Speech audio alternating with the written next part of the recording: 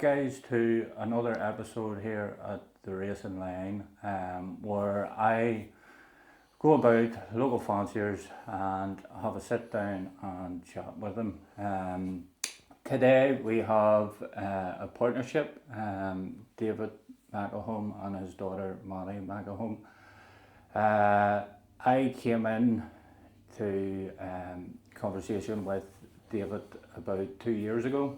A friend of his, Lee Wilson, asked if I could come and help David set up his benzene clocking system, and from then David allowed me to have a look at some of his pigeons, which gave me a real interest. Obviously the quality he has here, to be honest, I was a bit taken back, so I went home, spoke to Dad about it, and ever since we've had a great relationship. We've been lucky enough to swap some pigeons. Davey has bred us pigeons to win the section, so again the quality is here. So first of all, thanks very much for having us. As I say, it's an opportunity to obviously come and have a look around the local fancy here in Northern Ireland, which maybe not a lot of people would see. So very much grateful for that. David, let's start from the start. Really, how did pigeons really come into your life? Well, I've known pigeons from as no age because my father kept birds. And my grandfather was a fancier as well, so I didn't really know anything else. I was actually told I learned to walk the pigeons shade. Well, it's true, and I do not know, I can't remember, but pigeons has always been a big part of my life. So I have in our street alone there were seven fanciers, so there was. Men would gather in the evenings, And that was talk pigeons and whatnot, that's really all I really knew. So it was. Again, I explained in the previous videos, probably back then in that time, like there was no such thing as social media or the internet. So everything was maybe kept in house, where you either took part in fishing or you went, and one of the main things was pigeon racing. Pigeon racing and greyhounds was a big part of the community over here, so it was. You'd done more. Dog track in the past, You had dogs? I kept dogs myself, so that I hunted, so I did. Okay. I actually went out of birds for about 20 years. I moved to Carrick, so I did. I raced in Carrick for a year, so I did, but finances, unemployed and whatnot, I couldn't afford to keep them anymore, so concentrated more on the dogs. Dogs were a big part of my life until I moved back up to town. The honour judging down in Burr Castle, the All Ireland show, I judged the Terriers there. I judged the All Ireland show in the north, up in Shane's Castle, judged the Louchers. But getting back up into town, meet my dad's old friends, fellas running about, but pigeons came into my life again. I started off with fancy pigeons, but the buzz wasn't there. They're nice to look at, but you want to see something raced across the skies, That's where the buzz is for me. Yeah, and I think that near enough has stemmed off to Maddie here. To Maddie, well, to be honest with you, I wouldn't encourage anybody to win the pigeons. When I say that, or when I look at it from my point of view, there has to be repetition with them. There has to be routine. You can come into birds, certainly you come into birds, you can enjoy them, but if you want to compete, you have to be strict with yourself. Yeah, well, that's one of probably the main considerations when we talk about pigeon racing in itself. It's pretty much eat, sleep and race. Yes, it really is. It's repetition, and you have to be strict with yourself. Yeah, and one of the beauties that I've found, obviously myself, coming into partnership with my own father, and the story behind obviously Maddie, yourself coming into pigeons, what gave you the interest, we'll say, to start into pigeons? Just seeing the young birds, it was interesting. They're just so cute. And I liked the racing. I started to like it, and I'd obviously help my dad with the breeding boxes whenever he was busy. So just actually started off with us, Maddie, with me working 12 hours shifts and whatnot to keep an eye on the water, and feeding the birds in the breeding boxes. It was a great help to me, so it was. So she seen the birds leaving the breeding boxes, young birds getting in the young bird loft. She had her favourites. And then from there, she watched them at the weekends coming home from a race, and it kind of exploded. She took over my lofts. You know, it was a bit hard at the start till, well, that was my happy place. We're up where you could peace and whatnot. Then Maddie was racing me up the lofts and bombarding me with questions and whatnot. But I'm really glad of her help now, and it's turned the birds around this last 2 seasons. So it has. It's such a beauty of it, and something that I may not have mentioned was what took my real interest was the fact Davy and his long hours of work. Even working the 12-hour shifts, I mean, he was still able to incorporate a routine with his pigeons, and obviously now the help with his daughter Maddie, obviously a massive help. Again, obviously a big help when it comes to things, obviously with the routine of pigeon keeping.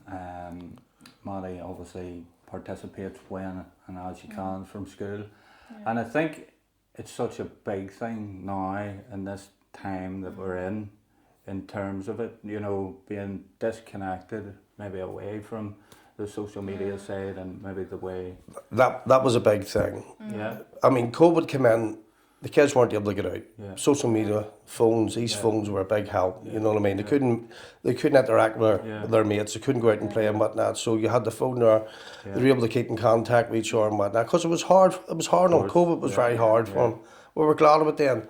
But the fruits of that there was that it didn't come away from the phones. It made no difference when these lockdowns stopped. Maddie was spending up to 11 hours a day on her phone. We weren't seeing her. She was on the phone constantly, so it was. So it dropped from 11 hours. 3 or 4 hours. 3 or 4. And she still needs her phone for studying and whatnot, you know what I mean? But a big difference. And, you know, I look at that grove now. We live facing the playing fields. There's very few kids on it. We were never out on as kids. You know, society has definitely changed. And I think that's the big part of it. Now you see the benefit, obviously, coming away from maybe spending so much time maybe on your phone and being able to get out and get involved with something that obviously takes your interest. And you say society is forever changing. And something we see regularly is, you know, maybe kids not being able or not wanting to participate in a lot and feeling very sort of withdrawn from things. But I obviously, with knowing you, Maddie takes a lot to do with obviously the help in the clubs and doing results, which again I think is a massive thing for young people. Moving on to obviously the pigeons and the way you fly pigeons, Davy. As explained, you work long hours and you have your daughter obviously helping. Starting on the basis of, say, the young bird season finishes and you're coming into obviously Moulting. I think you run a darkness system with your young ones, so with that they have to transition through another molt. So with that, David, what would be, say, your process after the last young bird season finishes? Well, when the young bird season finishes, that week I would put them on a 4-in-1 just to clean them up. They'll finish that race, so I've had picked up wee nasties along the way. Try not to use a lot of antibiotics, but unfortunately we have to use them. Just to keep them wee niggles down. They're mixing with other birds in the hamper and whatnot. So I'd give them a 4-in-1 just to clean them up for that week. After that, they're split. They're not flu again. They'll not be flu again up to near Christmas, so they won't. Once they finish them up and whatnot, I'll start letting them out. They'll be in their different lofts. Just makes it easier. I like to have them broke the loft before pair up. Because I do like to fly them. When they are letting them out, first couple of weeks when I put them together, but say after a week or a fortnight, after I put together, I like to put cocks out in the morning, hens out in the evening type of thing. I just find it's easier. Food wise, I like to give them plenty of everything and not too much of one thing. I will use a lot of products, a lot of different products. One product I did come across, must be 10 years ago, was the Yap Corn range. Yes. His Entertax, I think, is unbelievable. I do use a lot of pre and probiotics, and that one I find very beneficial for the health of the birds. Like, it's been really good. And for talk's sake, even from the standpoint of maybe giving that form one alongside that, would you give? I would give either Satacol or Tulliman 40 in the water, just to keep the kidneys in the liver. Yeah. Right. Again, it's trying to obviously counterbalance the use of. Yes, because you know, like us all, you know, when we're sick, we need obviously something that counteracts our virus. And as you say, it's quite a long season for pigeons, and what happens in the baskets we never know. But exactly, or what they're picking up, or what they're mixing up, we just don't know. But it's been said, when they're in that basket, they're only as healthy as the dirtiest one beside them. Yeah, pretty much. Very good, very good. And in terms of like the molting period, do you find anything important? You know, from whether it be, do you make sure there's a bath twice a week, once a week, or again, obviously you lock them in and you find there's an importance in that? I know all our fanciers let them out, and I know one fancier in particular, he never stops flying his birds all year round, is your Uncle Adam. Yeah. I mean, he's won 7 nationals. Yeah. You know, I can't say he's doing the wrong thing, but he's kept birds near 50 years. Yeah. For me, it suits me. I like a break, so I do. Yeah. I don't like letting birds out in their molt. I think they're vulnerable. Yeah. There's a lot of problems here with sparrowhawks. Now this year I'm seeing a lot more peregrines around the loft. Yeah. You've witnessed it yourself, so you have on race day. It's a real issue. Yeah, well, just what David was saying, we were up at one time during a race and we were watching his pigeons come, and during that point there was a batch of maybe 12 coming over, and next minute we seen the peregrine go right through them and chase them right down. I think it was towards the horn. So again, we have big issues to obviously try and get round, and something that we find is obviously with the molt period and, you know, going through a molt, it's very heavy on the system, I find. Very heavy on them. It's very taxing, so it is. And to me, you want your birds to a perfect molt. Yeah. Races are won. Yeah. This time of year. Yeah. The health has to be our perfect molt. Yeah. If it's not there, you've you know, you have to do your best for them. I know. And this is the thing with these videos, folks, is there's a lot of black and white when it comes to pigeons, and something I always find interesting, how everybody does things differently. What does matter will be obviously come race season when the results matter. So there may be many roads to roam when it comes to pigeons. It's just an interesting to hear other people's sides, the way they do things and contribute to things. One thing, there is many roads to roam, but what I will say in that there is, if you're doing something wrong, the birds will not belong letting you know. You have to constantly keep watching your pigeons. I'm on the theory of nothing ventured, nothing gained. I will try new things, new feeding systems and whatnot, but again, keep an eye on your birds. Yeah. You would say observation would be observation is a big thing. Yeah, you're enough. You know, I'm watching the birds constantly. Yeah. If I buy a new product, I like to see what way it reacts on them, their droppings, their eyes, their heat in the body, the feller, the down fellers, you know what I mean? Yeah. Retail therapy, it's good for us. Yeah, absolutely. We're all part and parcel of that, spending probably too much money. Exactly. But so there we have it. Obviously going into the breeding side of things, David, you know, do you, first of all, what is your way of looking at things when it comes to selecting your pigeons for pairing up? Selecting birds for pairing up?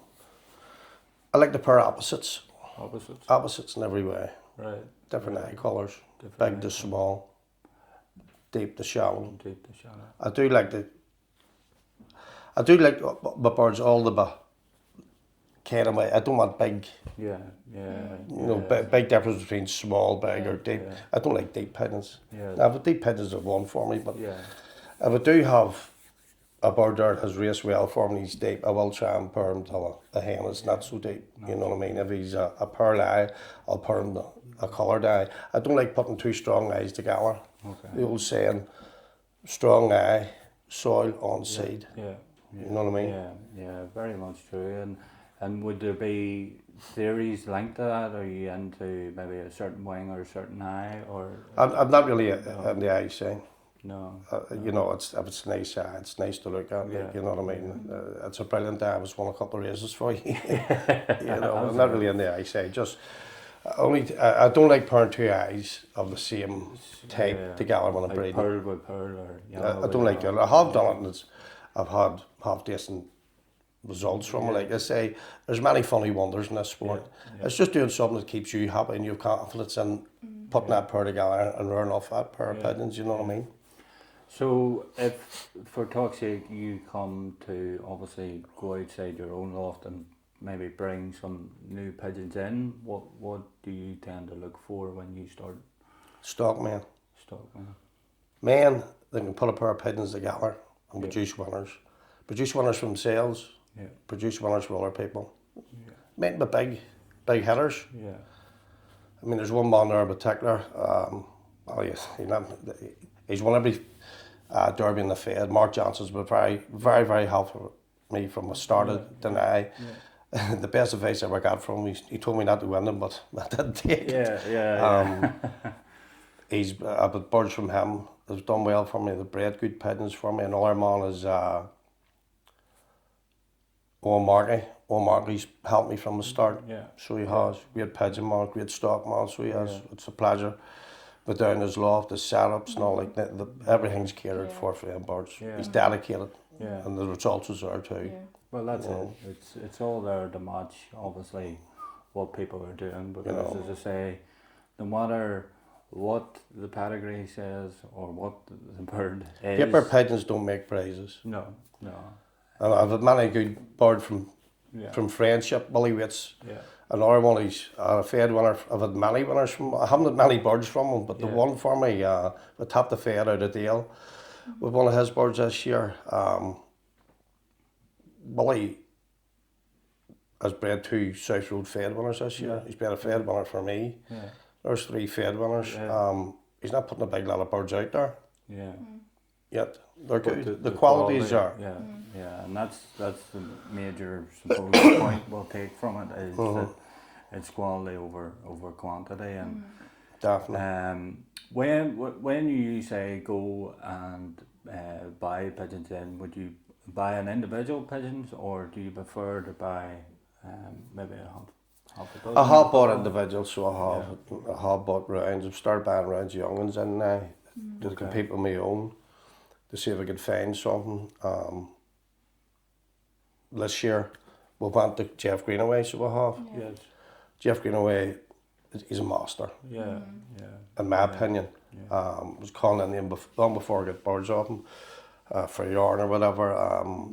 At a hen that got the Meritorious Award or a Merit Award from the King's Cup, and I was taking her and another hen down the road training. And it was a warm day, I had the boot open. The mum was 10 foot off it and pointed. He says, "What's that checker hen?"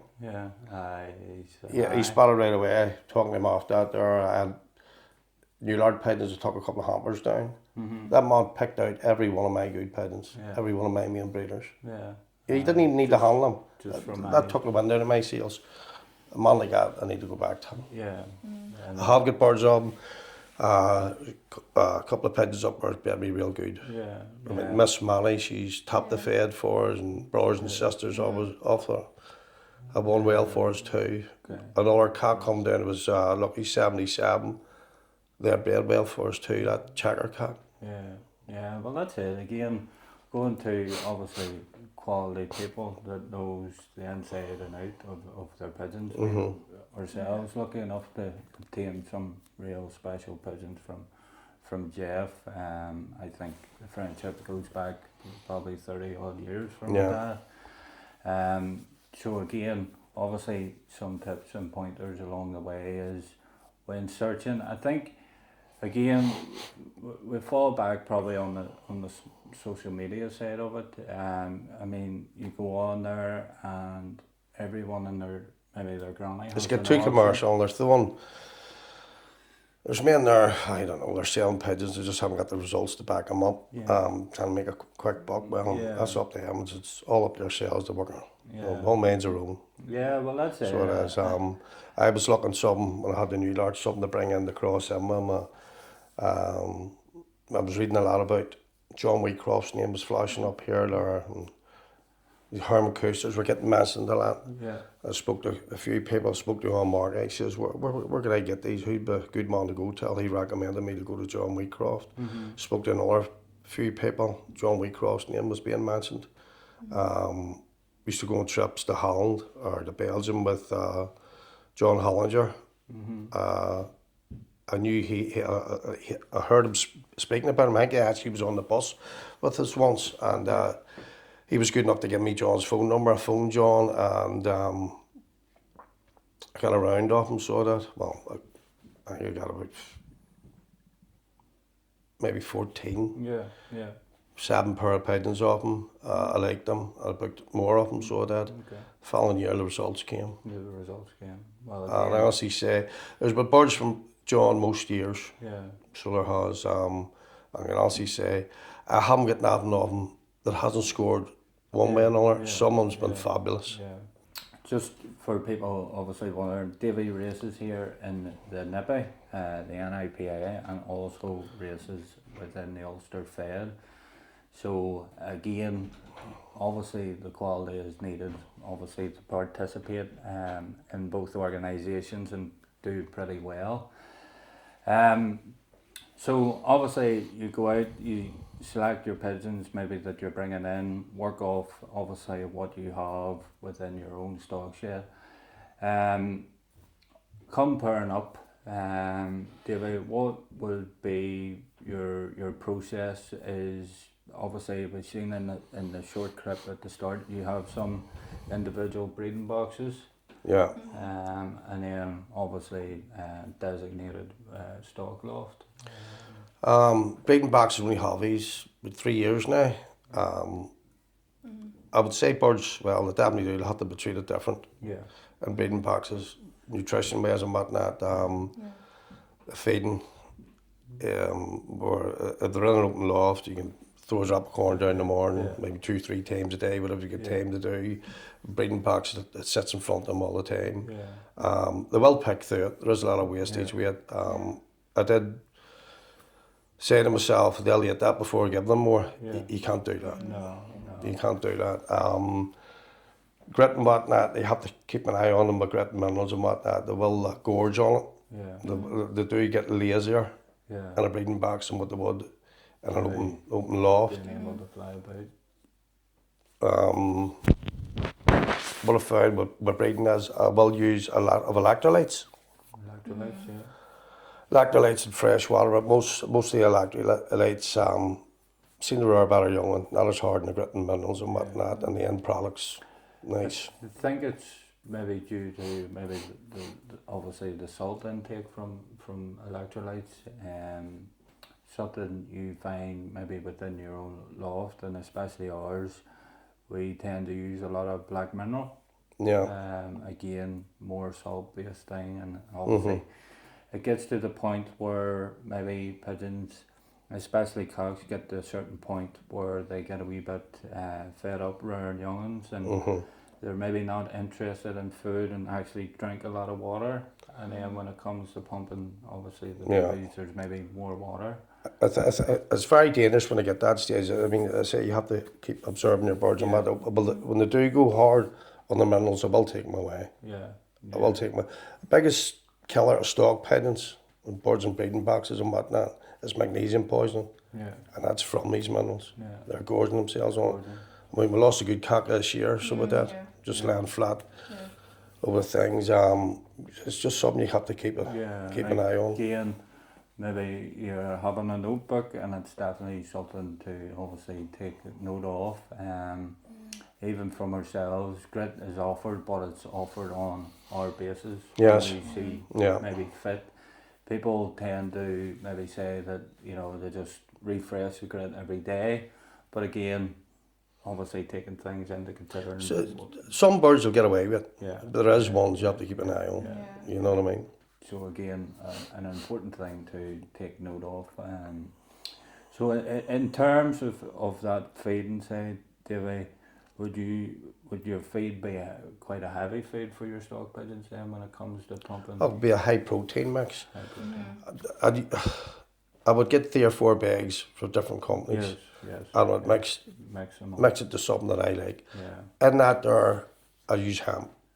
I use a lot of hemp. All year bar, believe it or not, during the molt. Yeah. Hemp's, I mean, 75% of the calories in hemp is made up of different proteins. Yeah. I find it very beneficial to birds. There's properties in hemp that's like garlic and whatnot. Yeah. People are using it to bring their birds around off their bad young bird sickness and whatnot. Yeah. They find they recover quicker and whatnot. Hemp's, bar molten, it's always in my feed. Yeah, and I think I've tried to look into, obviously, every female pigeon when it comes to, obviously, maybe milk and stuff. The vast majority of the milk and what's found in it is protein and fat. Yeah. Rather than, obviously, within breeding mixes there is carbohydrates as such, but I think the studies I looked into was a mass majority was protein and fat. So obviously gauging when it comes to feeding your pigeons, you're feeding maybe more of the fats and the protein. Yes. Do you find obviously around that then maybe using some products alongside that just maybe Well, as I said before, there's either electrolytes or fresh water. Mixing the corn, I'll give them a variety of stuff. Tulliman Forte, I'll give them Fraser Forte. Different protein mixes and whatnot. I find when we're in young ones, before paired up and whatnot, I like to use colostrum. I like to use lamb's colostrum or sheep's colostrum.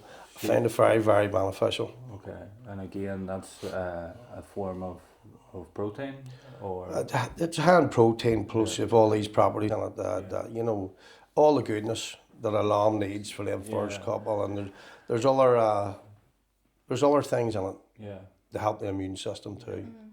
So that first 21 days of life, I don't think you can overdo it in supplements and whatnot, because you don't want them missing out on anything. First 21, it's rapid growth. So it is, you know, if you're away for a couple of days and you come back and you look at a young and the Maddie's been looking, you know, it's totally changed. Yeah, and I think that, like, the progression in that too, you know, as you say, when a chick is officially hatched, you know, the size and the progression in that 21 days. It's aggressive, like. It's just unbelievable. Probably nothing that we would ever see in our own time when it comes to other humans or other animals. So in terms of when people maybe, you know, with your boxes and your individual, there's everything there in terms of nutrition wise.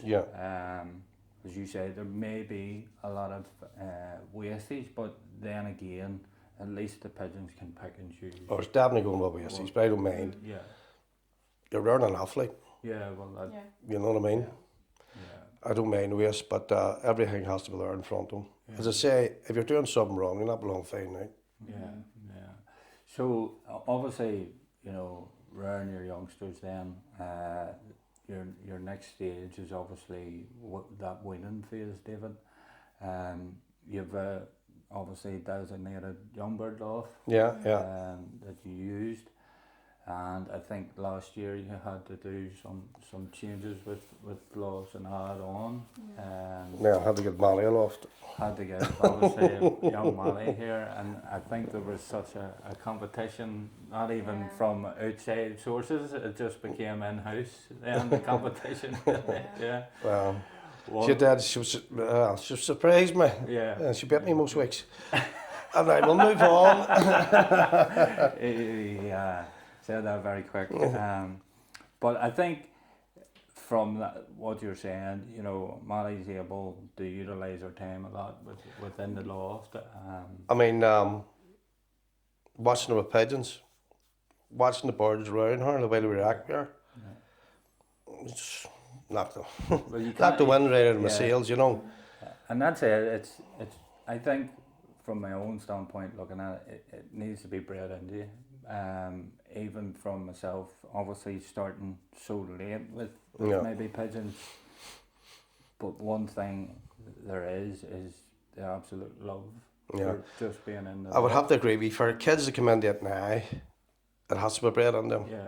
I mean, if you look at this one's pedigree, there's 3 generations on one side and probably the same on the other side, because her granny kept pigeons, her uncle kept pigeons on her mother's side, you know. So maybe it was just there waiting to happen sooner or later. Yeah, I think it's always maybe in the background. I mean, I'm probably the only one in my own family too that's participated. I think growing in a household that has pigeons, obviously it's an easier step. Yes, definitely. When it comes into obviously participating in it. It's just unfortunate a lot of kids out there, they're never going to see it. No. You know what I mean? No. And that needs to come across the likes of your YouTube videos. I think are going to be very beneficial. They are very beneficial to people. And that's the whole... For our fanciers and non-fanciers. The whole aspect is to maybe just obviously turn a switch on to people, to maybe investigate it a wee bit more. I mean, one of the biggest things now would probably be maybe people at a retiring age, maybe not much to do. Yes. Yeah. Can they gauge an interest from something racing pigeons? And again, if they have the space and are allowed to do it out their bag, it's a plus, which obviously adds to just, you know, waking up and out the back garden and your birds. If anyone out there has plenty of time in their hands and wants to take up pigeons, they'll not have much time after it. Yeah, well that's it. And I think it's definitely what you make of it too. Yeah. Oh, definitely, yeah, definitely. Like, I remember talking with my dad, and there was a guy years ago, and his favourite thing was just watching his pigeons come. Well, they're beautiful, there's no doubt about it. Like. He says, "Oh, I don't care about results. If I win, I'll be absolutely delighted. But the most important thing, He enjoys his birds. he enjoys just watching the pigeons fly home. And I think clear all the smoke. Obviously, we've all got a competitive nature, and we all do things to win. And this is, as I say, the 365 days a year of input you have out the bag. But again, when you clear the smoke, what is the most important thing is racing your pigeons and watching them fly. Enjoying your birds. And enjoying them, you know. And I think even from that standpoint, Davey would always say, enjoy your birds, you know, even when I'm leaving the house. Oh, if you don't win, you know what I mean? You have to shake a man's hand and speak. You respect him, you've tried your best. That was one thing that Molly said to me. You were driving down and says, Molly, look, I don't fancy them this week for one reason or another. She says, Daddy, we've done our best, the rest is up to them. And I think a lot of us have to, you know. It's the small reminders. That we tend to forget in the heat of moments and what we're going through and what we're trying to figure out. So just back, Davey, weaning then, have you a certain day you wean on, or? When the birds are out, watching are young out. again, when they see them pick them, whatnot, I don't like taking them away too early. They'll go back on you. You know, as I say, you put all that work in, spent all that money on around good young ones, buying these, the best corn that you can afford, these supplements and whatnot. I'm not going to rush a young one out in the S-box. Yeah. When they're ready to go, they'll go in the loft, I'll give them a quarter of a canker tablet, I'll vaccinate with Columbavac. 2 weeks later, maybe a month later, I'll do them with RP. And that's them. That's them vaccinated for. One thing I have been asked a few times is this RP vac, and I personally I think it's been a game changer when it comes to our young birds. I think so myself. This last couple of years I've been using it. The health of young ones has definitely been better. Well, that's again, we have all been in the situation coming up to race season, or just even through, you know, young birds getting out. there's many factors now to put stress on them, especially being out of the loft. So we've all been there when it comes to young bird sickness and pulling their hair out. And this is one thing I'd like to get across, is that there's nothing more heartbreaking than watching pigeons die in your loft for a variety of reasons, whether it be a viral or a bacterial infection.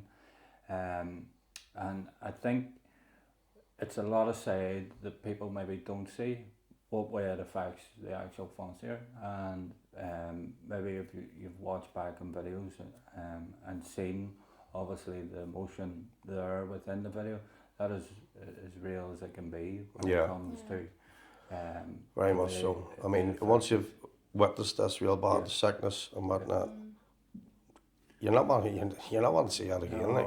You know, you're going up in that loft every morning and whatnot, and hoping there's going to be a change in the birds. You know what I mean? Yeah, and that's the thing. Again, when you're probably in that moment, you probably think you're the only one that's ever affected by it, because again, you're the only one seeing it. But we all obviously understand. So from that weaning side, then that's it. Then you just allow enough time where you're happy to see pigeons, maybe the young ones picking at the poles, and then. Well, say I don't rush them. There's no less 21 days, 18 days, whatever. When they're ready to come out, I take them out so well. So when they go up in that loft, you know, they will huff, stressed out for a day or two. Again, it's like if you were left out and put somewhere. Exactly. I just let them settle and whatnot. I like to put them down in a good bed of shavings and straw, make them comfortable. I've actually put a heat lamp in them, so I would have used in the pups when I had the dogs in the past, and it was beneficial. So it was, you know, they loved the heat and whatnot. Just like to see them happy. Yeah, well, that's it. That's the main thing. Is every young'un that you wean obviously goes through that period of obviously trying to figure things out in a new loft. So David here obviously makes sure that every niche is maybe covered when it comes to the comfort of the pigeons. And definitely. Obviously, I've witnessed myself seeing Maddie within the lofts and spending hours in hens, and more or less you probably come to near enough trying to hand feed them. When it comes, so there's a lot of care and attention when it comes to the young birds being weaned then. So, Davey, in terms of racing side of things, old birds, we'll start off with old birds. Do you have a particular system you fly under, or you fly with a hood, roundabout? I don't know what you would call it. Define roundabout, hens going out and then in the cock side. Yeah. I don't do that. Okay. Hens are kept in their section to be flew out at there. So well, once they're split, I'll let them sit for. So you were off your old bird team then too at the start of the year? Start of the year, I'll wear off my old bird team, so I will sort of be slipping eggs and whatnot from the stock. We used to do that there, but last couple of years I've some real good players, top players. Most of them were coming out of our race lofts. Okay. So I have still stockers are still producing them, like, but been surprised. Yeah. You in know, terms of your percentage. surprised and saying I should have been doing this years ago. I've only started doing this last couple of years. Yeah.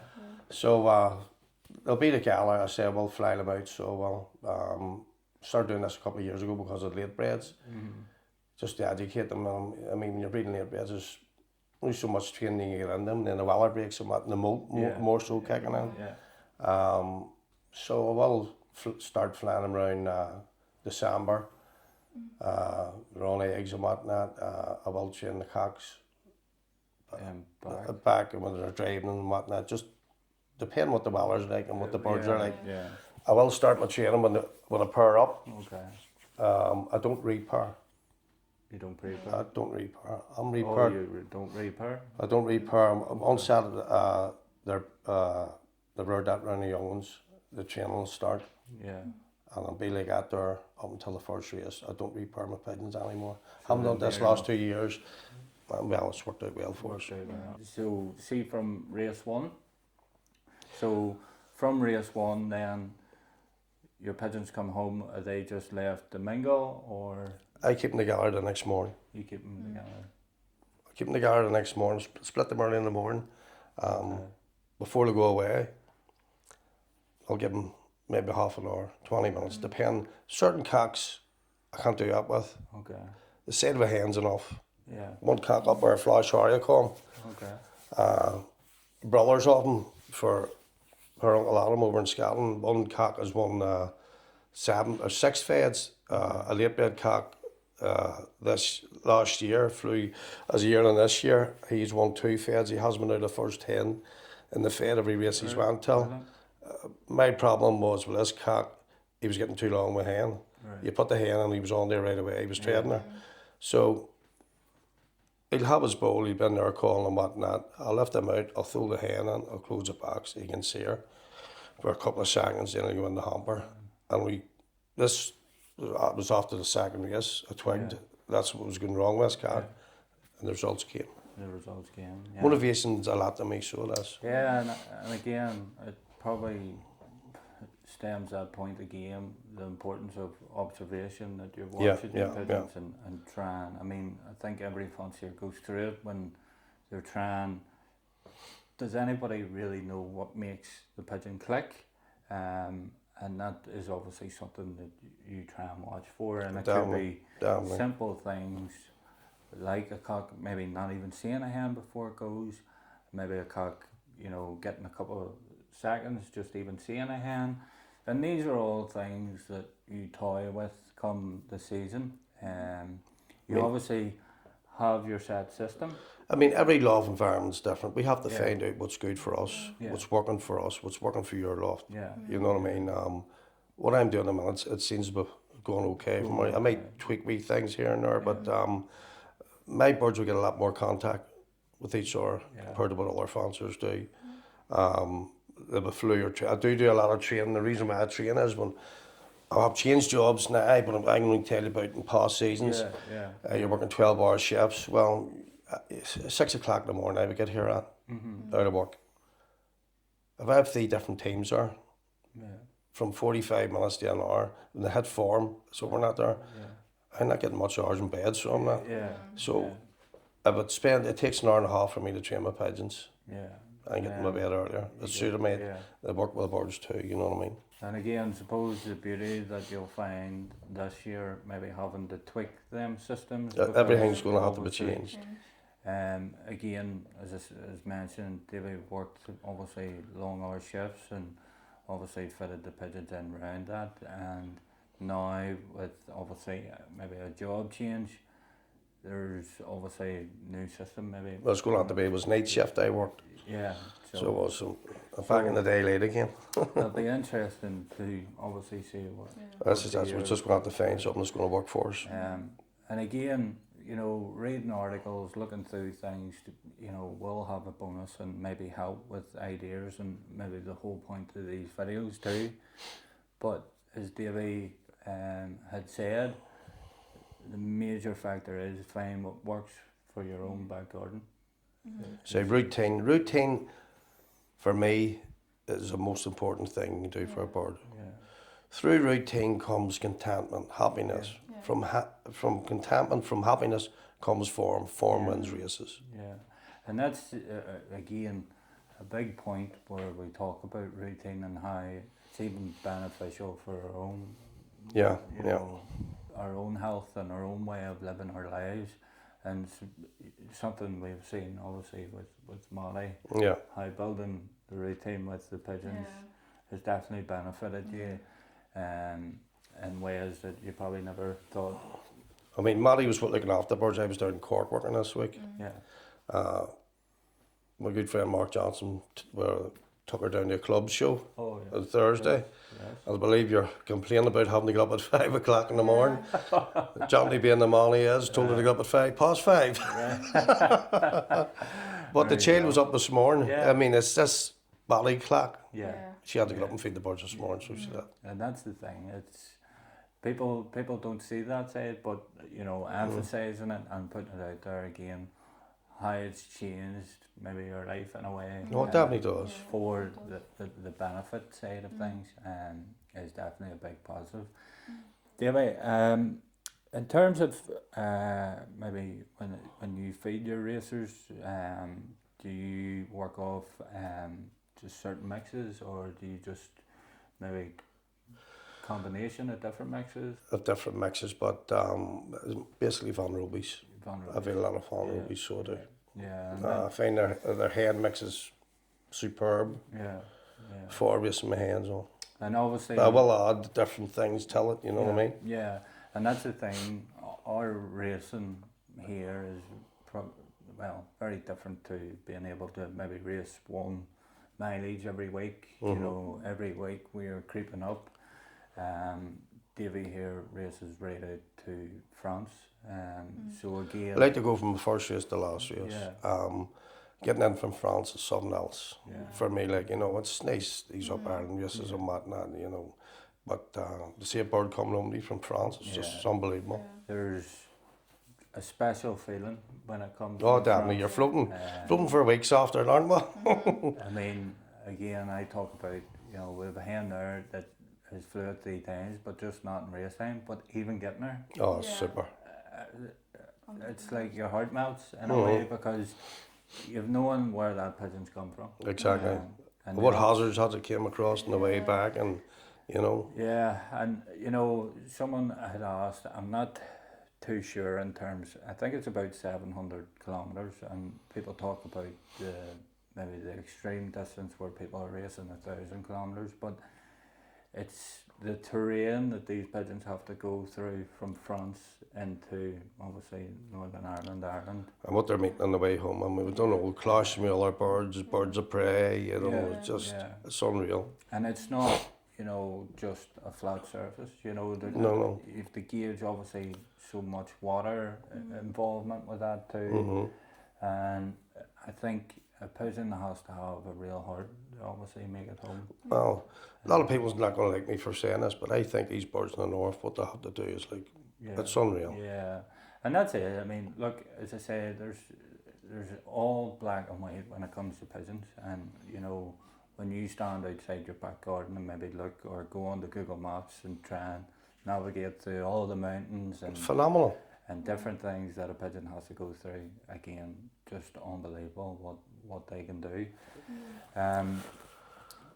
David, in terms of products and stuff, when it comes to racing, are you very heavy in using things, or? I do use the full Yap corn system, so I do. Yap corn. I will use other products in amongst them. Assessed.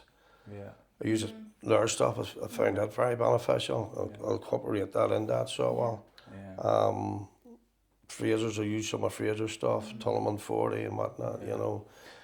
And that's the thing, I mean, Pigeon Vitality, that my birds are actually on that at the minute. Yeah. I think it's very good. Very good, yeah. And that's, I suppose, the thing.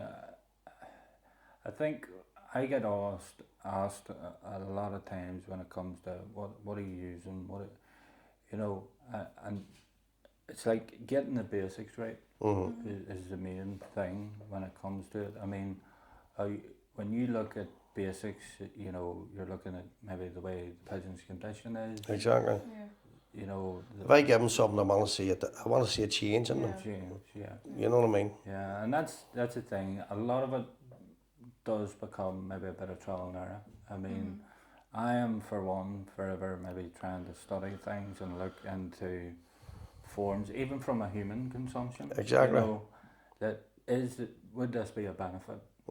And you know, for people out there that maybe are unsure of things, do look into it. You know, research it. See if you think if it's going to be a benefit. The only way you're ever going to find out is by trying. Yeah. Nothing ventured, nothing gained. Nothing ventured. I mean, all these corns and whatnot and different suppliers, doesn't matter where we're getting it from. Apparently, we're not getting human grade stuff. Yeah, yeah.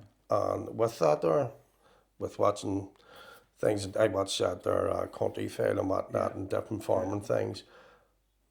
All these cereals are genetically modified. They're modified because of bigger yields, Yeah. better disease, Yeah.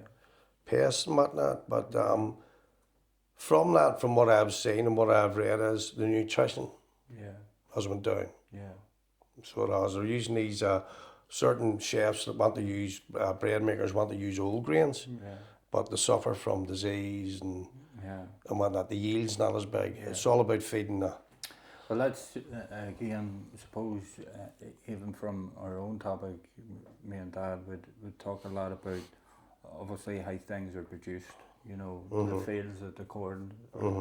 You know, there's so much obviously want for it now that it's like a mass production, and Everything is mass produced now, forced on.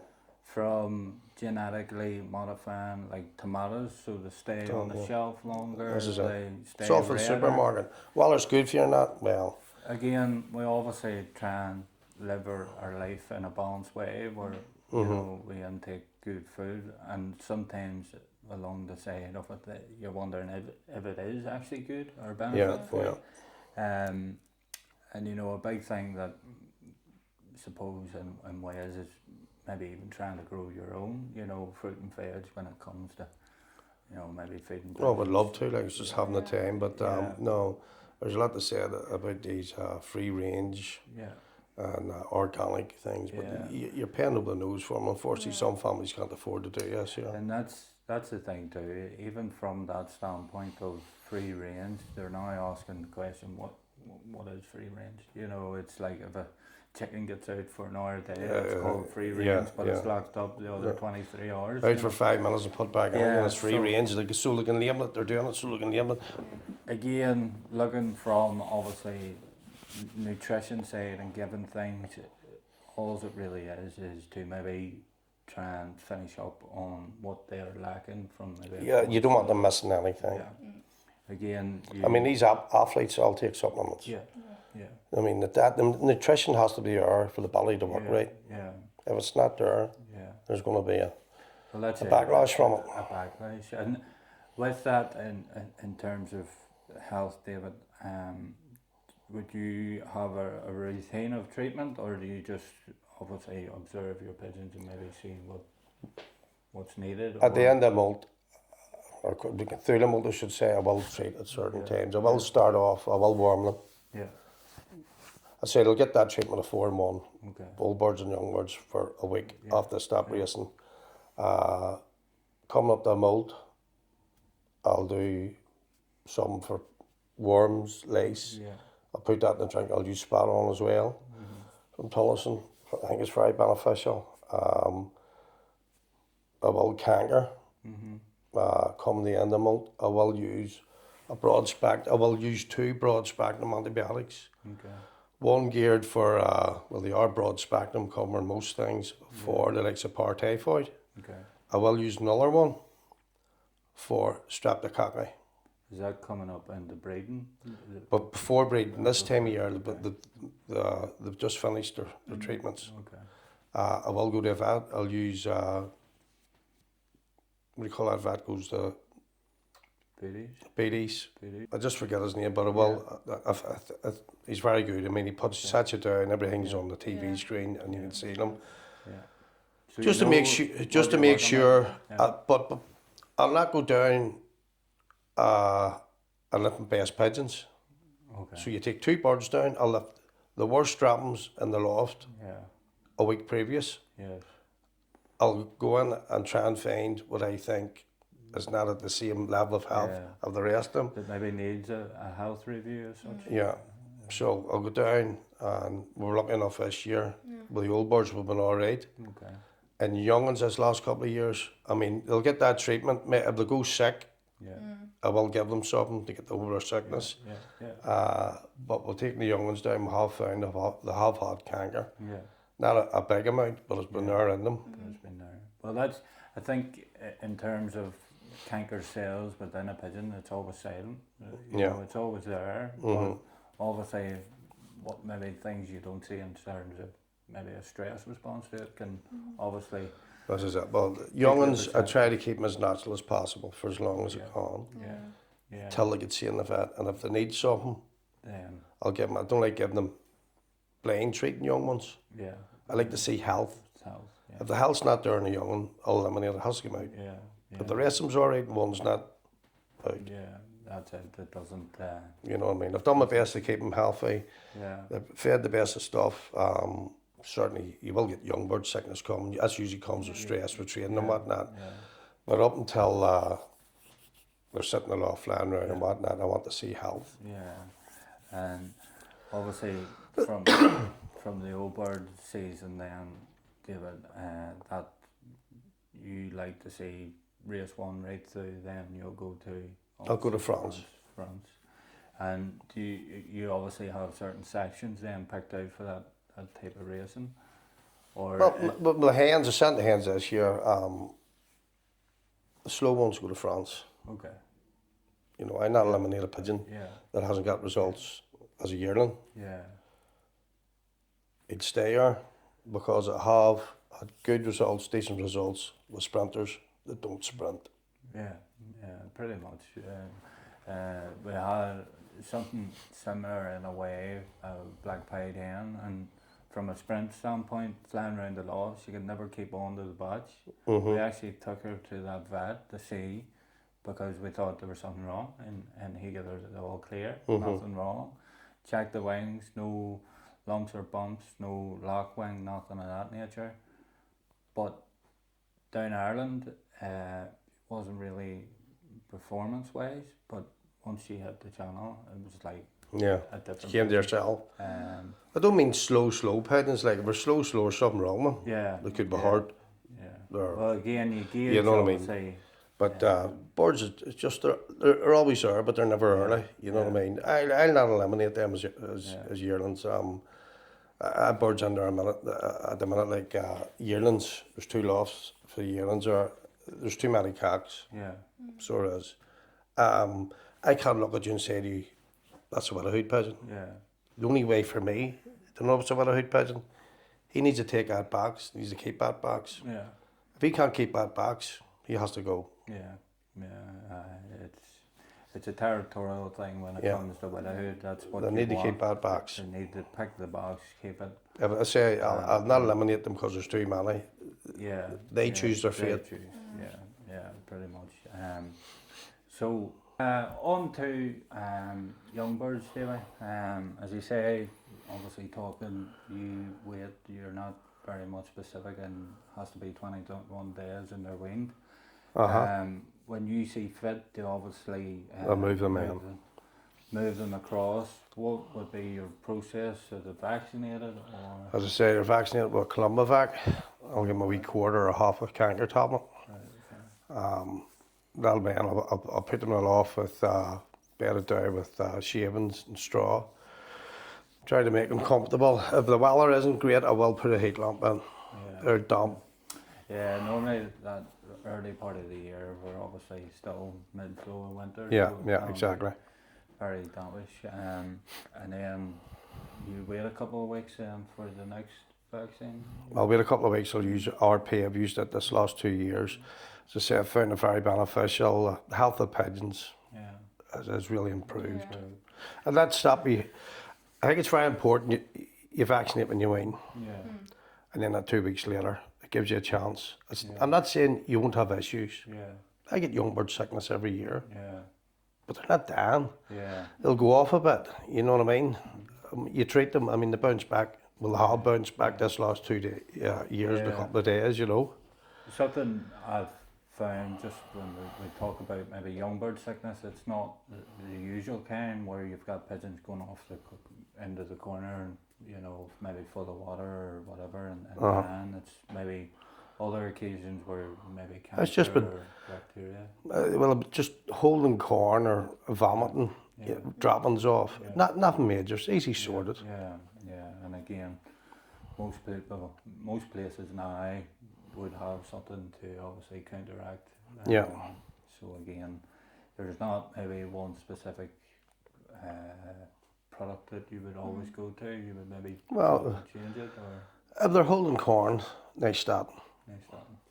We'll give them nice statin, so it seems to clear them up. Sweetens the crop and all again, kicks things off, gets going again.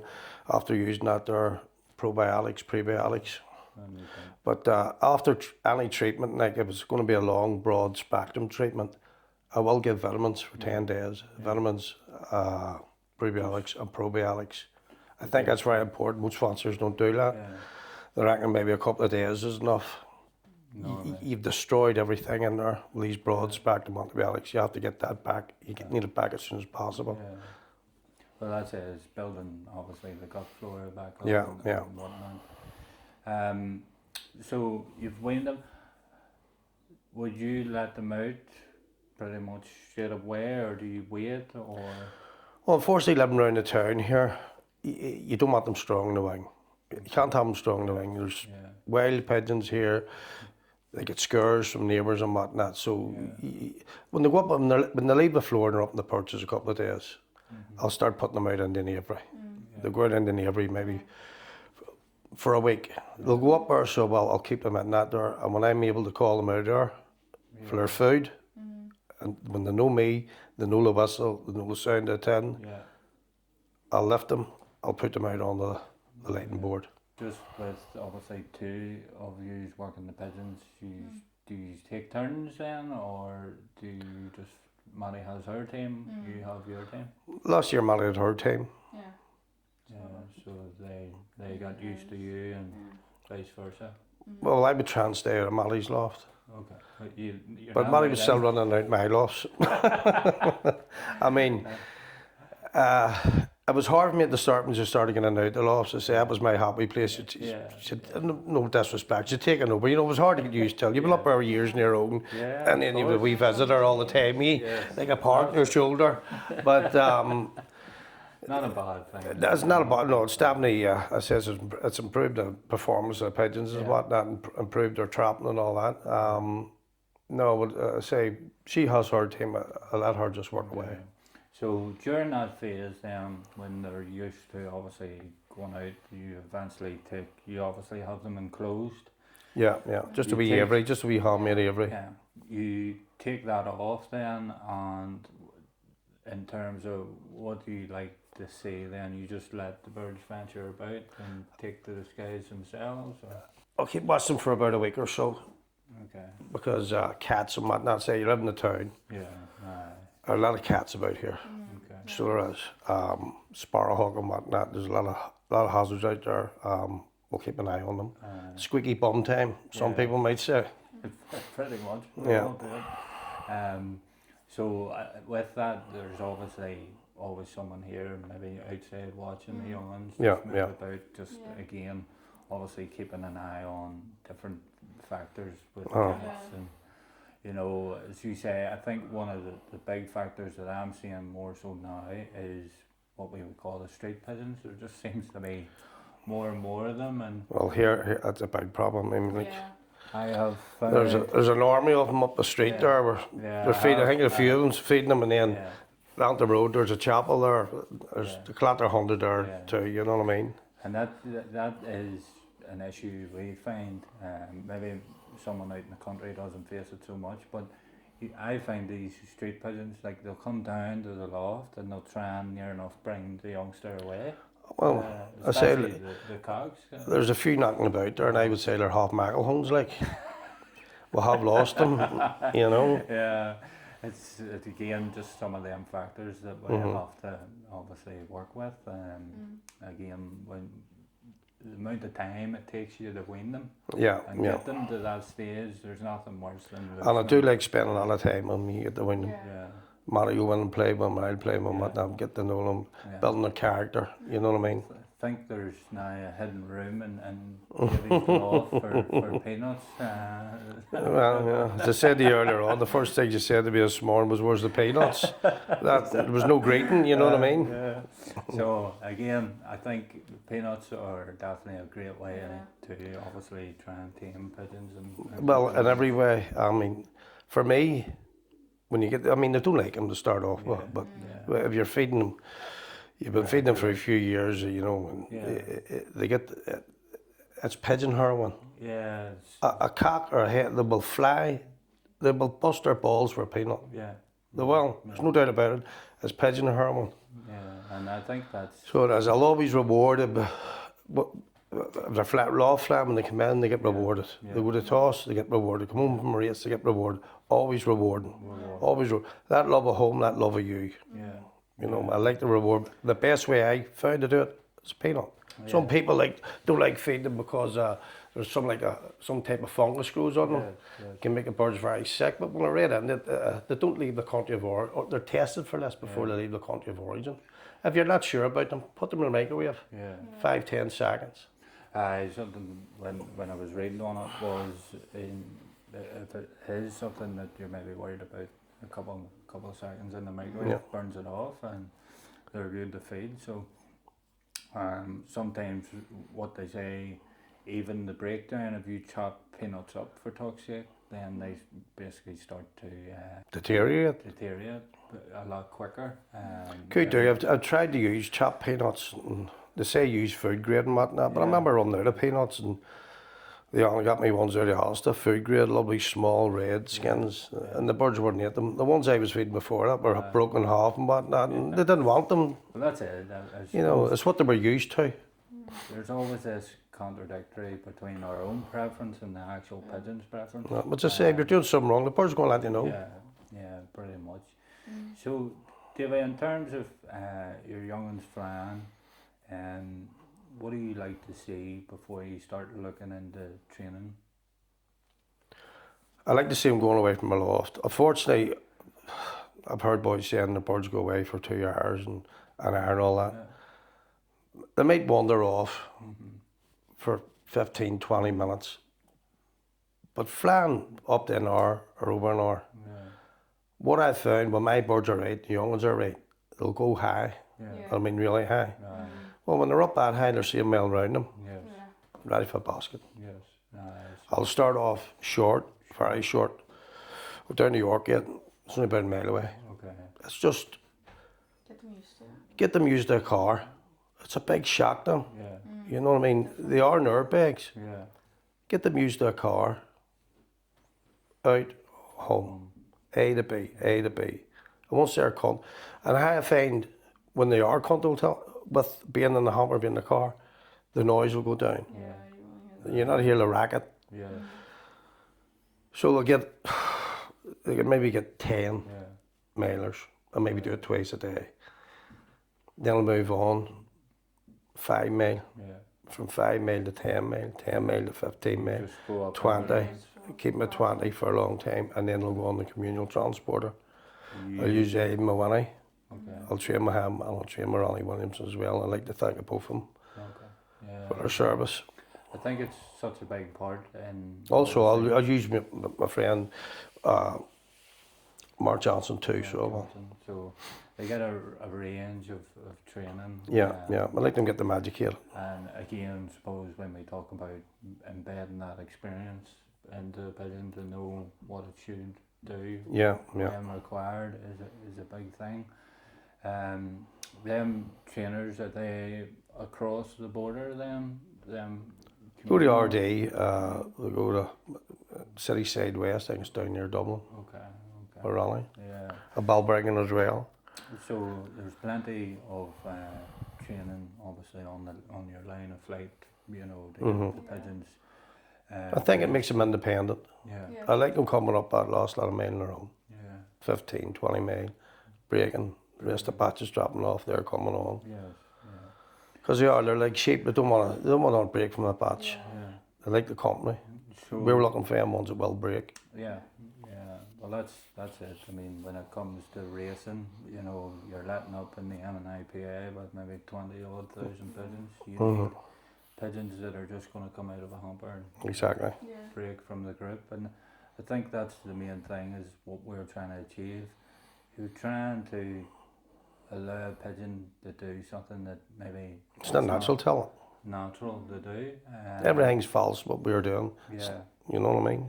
You know, and we work on all these systems to obviously achieve better and better and better. Your feeding with young birds, would it be very similar to your old bird feeding? Or do you change it? No, it'll be a lot later feeding, so it would. But up until they're flying well, they'll be fed a very heavy mix. I know people say peas, I feed a lot of peas. I'll use a mix from Fraser's Young Bird Developer. And that it's mix that is very heavy, but I will mix, I'll put 20% amp in that. Right, okay. Run the darkness, help them get them through the molten that. Yes. And obviously the products would obviously be the same, maybe the odd change here or there, or do you... I do like pigeon vitality in the young birds, pigeon. in the water. I think very, very good. Any products maybe off the bat that you think? Well, I do let the vet from down south, I just forget his name. Actually, Maddie done a wee promotion thing for him. Is that Colossus or whatever. Colossus. Yeah. Sorry, mate. The name wrong. But we know who you're I do. Bird seems to have gone off a wee bit. Lost the appetite. Maybe not listening tilly. We will use the blue drops. Okay. We found them beneficial. And is them just down the throat, or Just a couple of drops down the throat, maybe more than 8, depending how what the bird is like. Okay. Another tablet I found very beneficial was the Tricoli step tablets. Tricoli? From Vitality. From Vitality, yes. Again, the canker. I brought birds in, and they've been off like maybe near death's door, and I put one of them tablets in them, and seems to make. There was like somebody put a magic wand on them and they bounced back. I've actually seen a pigeon with poor typhoid. Okay. Droppings clean off, and used them tablets, and I brought them round. So, again, if you have notebooks, definitely something to write down in terms of maybe when it comes to your season, trying different things. As Davey fine rightly said, there's nothing ventured, nothing gained. Nothing gained, but one thing I will say is I use a lot of yellow drops. Yellow drops. I wouldn't put a bird in a hamper without using them. Okay. So it's just got that stage. They can't go in the hamper without yellow drops, and we'll put one drop down each nose. Okay. So now there is different yellow drops out there that I found more beneficial. Okay. It's up to you to find them. Well, that's it.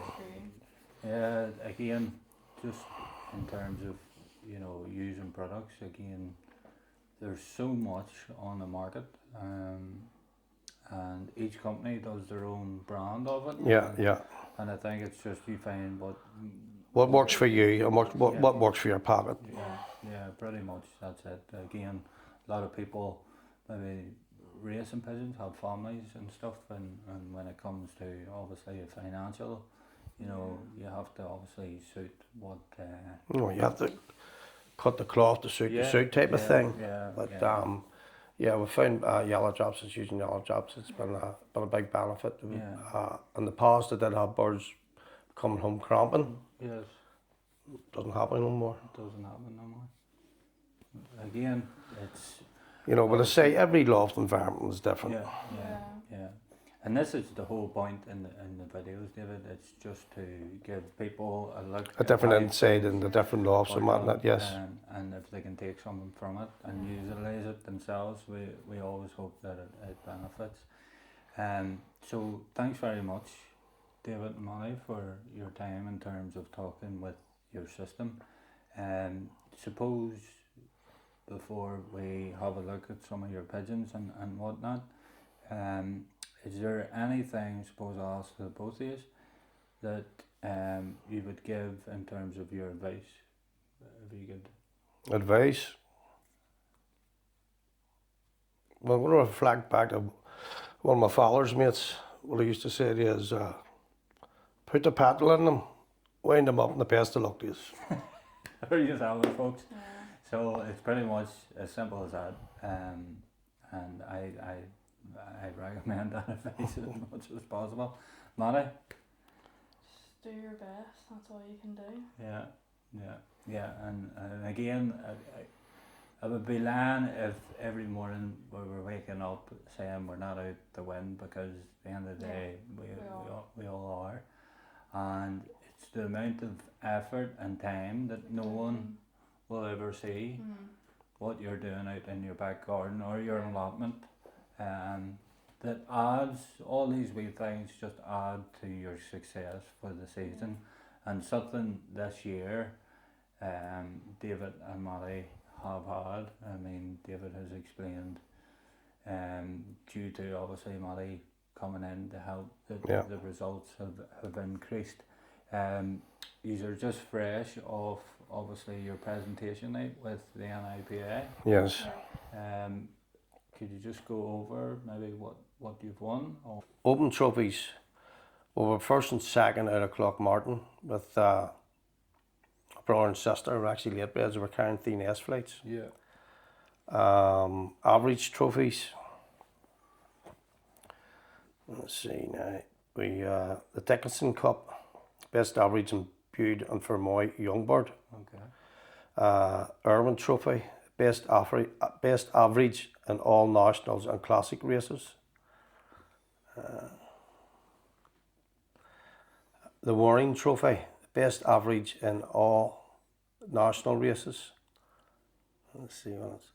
Best average Old Bird Inland National,